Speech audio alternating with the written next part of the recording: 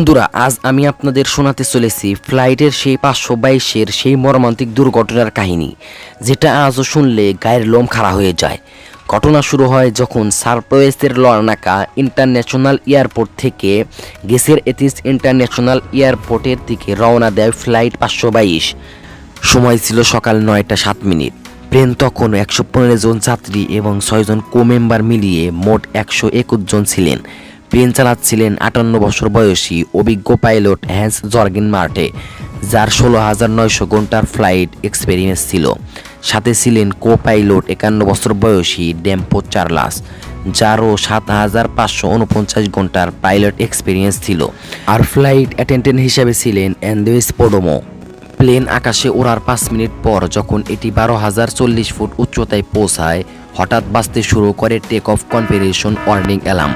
এই অ্যালার্ম সাধারণত প্লেন যখন মাটিতে থাকে তখনই বাজে, তাই 12,000 ফুট উচ্চতায় এই অ্যালার্মের শব্দ শুনে 2 পাইলটই হতভম্ব হয়ে যান।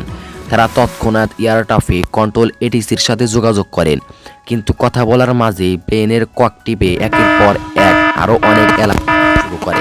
সিচুয়েশন এতটাই খারাপ হয়ে যায় যে ককপিটের শব্দের চাপে কথা বলাও সম্ভব হচ্ছিল না। প্যানেলেও মাস্টার কাস্টম অ্যালার্ম বাজতে শুরু করে, যার মানে ছিল প্লেনের একাধিক সিস্টেম একসাথে ফেল করেছে। এদিকে ক্রু মেম্বাররা প্লেনের মধ্যে যাত্রীদের শান্ত রাখার চেষ্টা করেছিলেন, কিন্তু সমস্যা আরও বাড়তে থাকে যখন যাত্রীদের শ্বাস নিতে কষ্ট হয়। প্লেনের অটোমেটিক সিস্টেমের মাধ্যমে অক্সিজেন মাস্ক নেমে আসে। প্লেন তখন ছিল প্রায় 18,000 ফুট উচ্চতায়। পাইলটরা বারবার এটিসিকে সমস্যা বোঝাতে চেষ্টা করেছিলেন, কিন্তু ককপিটের সমস্যা এতটাই বেড়ে গিয়েছিল যে যোগাযোগের বিচ্ছিন্ন হয়ে যায়। প্লেনের নিয়ন্ত্রণহীনভাবে উপরের দিকে উঠতে থাকে। সাধারণত এই রুটের ফ্লাইটের সময় 1 ঘন্টা 45 মিনিট ছিল। 10টা 45 মিনিটে এথেন্সে পৌঁছানোর কথা ছিল, কিন্তু তখনও প্লেনের কোনো খোঁজ নেই। ফলে এটিসি চিন্তিত হয়ে পড়ে এবং অবিলম্বে F-16 ফাইটার জেট পাঠানো হয় প্লেনটি খুঁজে বের করার জন্য। কিছুক্ষণের মধ্যে ফাইটার জেট পাইলটরা প্লেনটি অবস্থান খুঁজে পান। তারা প্লেনের কাছাকাছি গিয়ে যা দেখেন তা তাদের পুরো স্তব্ধ করে দিয়েছিলেন। ককপিটে দেখেন কো পাইলটের সিটে কেউ বসে আছে, আর মেন পাইলট অচেতন অবস্থায় ঝুলে রয়েছেন।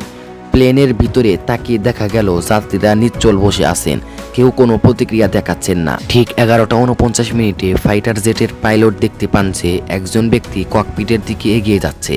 সে ককপিটে ঢুকে পাইলটের সিটে বসার চেষ্টা করে এবং ফাইটার জেটের পাইলটের সাথে সতীর্থের মাধ্যমে যোগাযোগের চেষ্টা করে, কিন্তু শারীরিক অবস্থা এতটাই খারাপ ছিল যে সে কিছু বলতে পারছিল না। 11টা 50 মিনিটে প্লেনের বাম দিকের ইঞ্জিন বন্ধ হয়ে যায়, আর প্লেন হঠাৎ বাঁ দিকে হেলে নিচে নামতে শুরু করে। ঠিক 12টায় ডান দিকের ইঞ্জিনও বন্ধ হয়ে যায় এবং প্লেন পুরোপুরি নিয়ন্ত্রণ হারিয়ে ফেলে। 12টা 4 মিনিটে প্লেন এথেন্স থেকে 40 কিলোমিটার দূরে গামোটোকো পাহাড়ের সঙ্গে ধাক্কা খায়, আর এই ভয়ানক দুর্ঘটনায় প্লেনে থাকা 121 জনের মৃত্যু হয়। বন্ধুরা, একবার কল্পনা করুন সেই মুহূর্তটা যখন ফাইটার জেট পাইলটরা তাদের চোখের সামনে একের পর এক প্রাণ নিভে যেতে দেখেছিলেন, অথচ কেউ কিছুই করতে পারছিলেন না। এই দুর্ঘটনার খবর চারদিকে আগুনের মতো ছড়িয়ে পড়ে।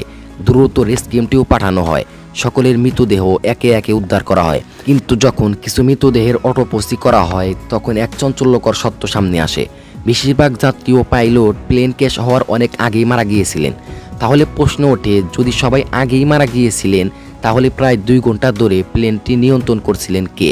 উত্তর হলো ফ্লাইট অ্যাটেন্ডেন্ট অ্যান্দ্রেস পোডোমো। অ্যান্দ্রেস আসলে একজন স্কুবা ডাইভারও ছিলেন, যার কারণে সে তার শ্বাস অনেক সময় ধরে আটকে রাখতে পারত। তাই অন্যদের তুলনায় সে কিছুটা বেশি সময় টিকে থাকতে পেরেছিল। সে ককপিটে ঢুকে প্লেনকে নিয়ন্ত্রণ আনার প্রাণপণ চেষ্টা করেছিল।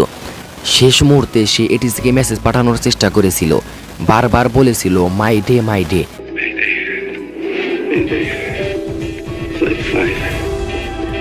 কিন্তু দুর্ভাগ্যবশত পরিস্থিতি বাঁচানোর মতো ছিল না। প্লেন শেষ পর্যন্ত পাহাড়ে গিয়ে বিধ্বস্ত হয়। পরবর্তীতে তদন্তে জানা যায় দুর্ঘটনার আসল কারণ ছিল মাত্র একটি বাটন, প্লেনের প্রেসারাইজেশন বাটন।